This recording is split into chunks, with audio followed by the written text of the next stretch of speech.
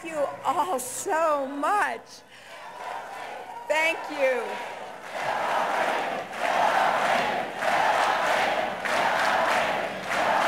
Thank you.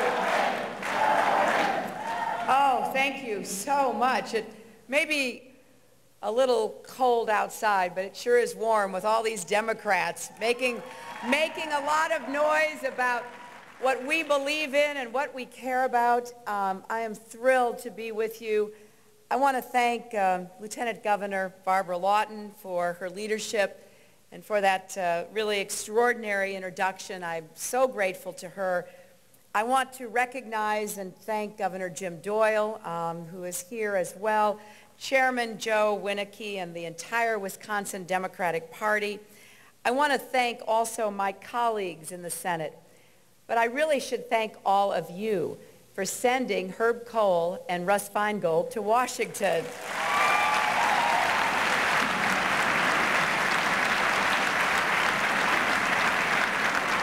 I don't have to tell you what extraordinary leaders they are, how much influence they exercise. We all listen when either one of them speak, and it is a great personal privilege for me to serve with them and consider them friends. I also want to recognize your congressional Democratic delegation, Gwen Moore and Steve Kagan.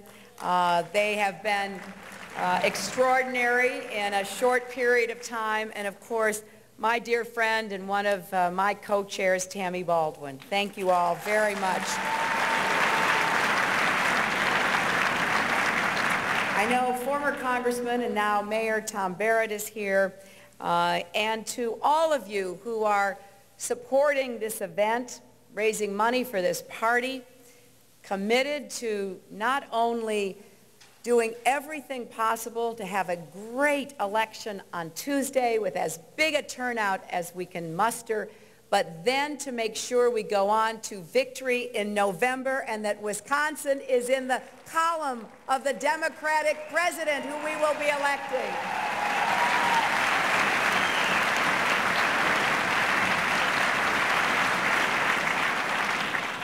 I know we are ready. We are long past ready. We are anxious to take back the White House. And on January 20th, 2009, the next President of the United States will raise his or her hand and take the oath of office, and then will immediately inherit the problems that will be left to us to solve by President Bush. Now, we're here tonight to make sure that our next president is a Democrat, because after 7 long years of George W. Bush, 7 years of incompetence, corruption, cronyism, 7 years of this government of the few, by the few, and for the few, we have to bring change to America and put our country back on the right track.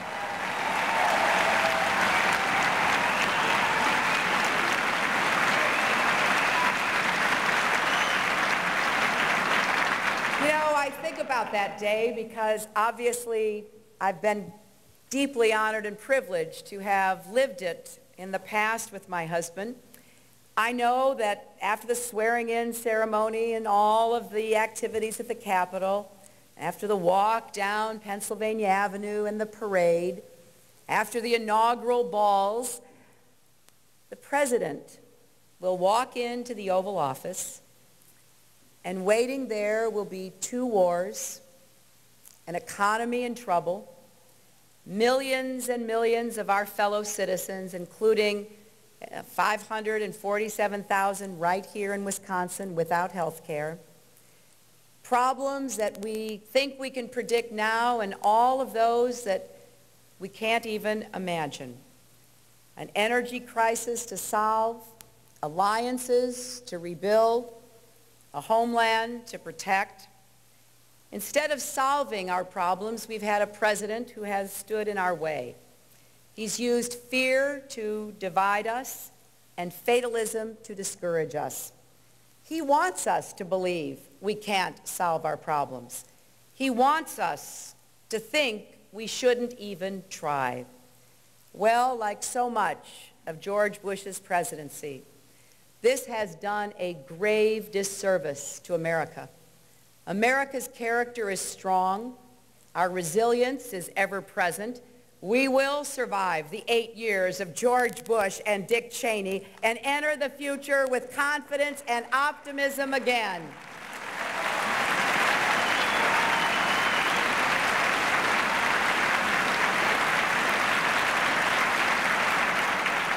You know, unlike our Republican friends, we Democrats still believe America is the can-do nation.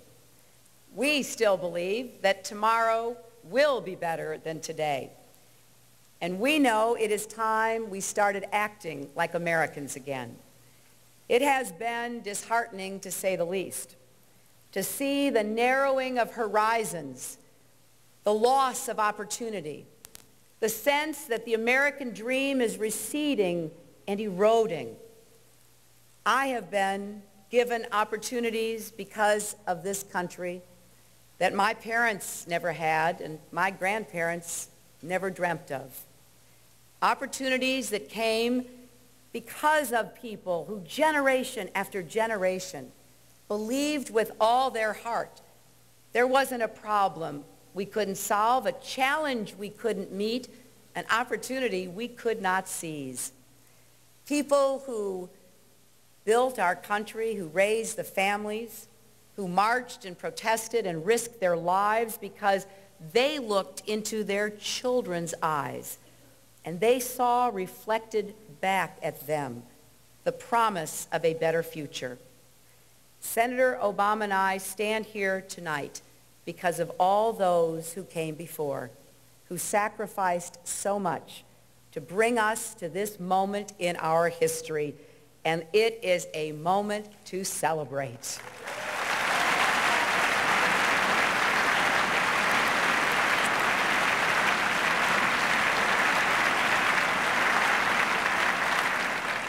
Because this nation gave me every chance, because during my lifetime I have seen the barriers tumble down, the obstacles overcome, I'm running for president because I believe we can do the same for every single child. We can once again have an America where we can say to every boy and every girl that we will give you the opportunity to live up to your God-given potential. That, for me, is what this election is about. It's not about those of us who are running. It's about your families, your futures, and your country. You know, tonight, across Wisconsin and across America, teachers are grading papers and nurses are caring for the sick. And they need a president who hears their voices and listens to them. Tonight,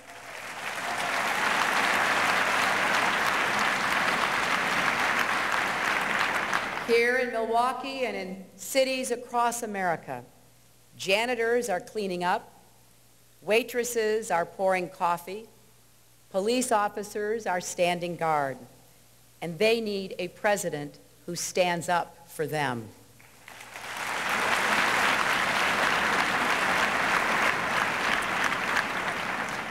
Tonight, families are sitting down to talk after losing a job or losing a home. They need a president who will deliver solutions for them. You know, earlier today in Kenosha, I was at a town